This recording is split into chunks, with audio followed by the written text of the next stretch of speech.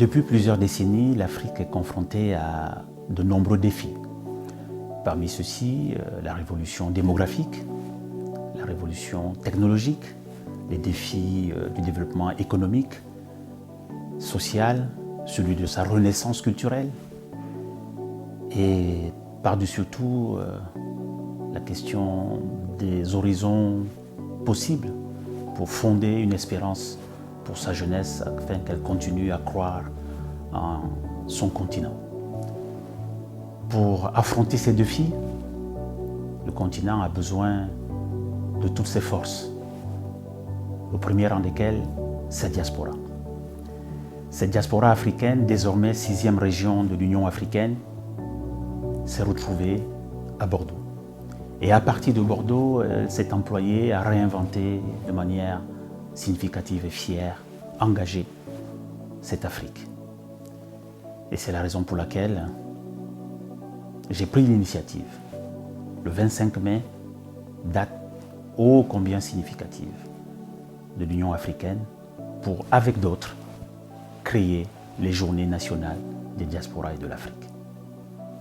Pour que l'Afrique reste fière d'elle-même, pour qu'elle s'engage résolument sur le chemin de son développement, au service de ses nombreuses populations et notamment de sa jeunesse, les diasporas africaines sont aujourd'hui plus que jamais interpellées.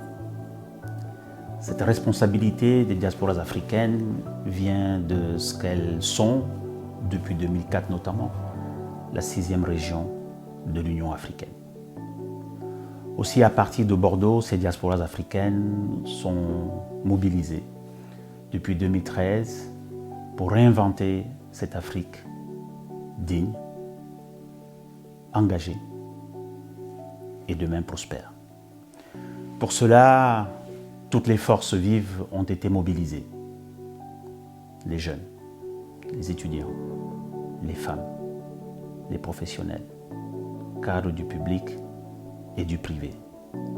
Et au-delà de ces diasporas africaines, parce qu'elles sont en lien avec eux, tous les acteurs de la relation entre l'Afrique, la France et le monde.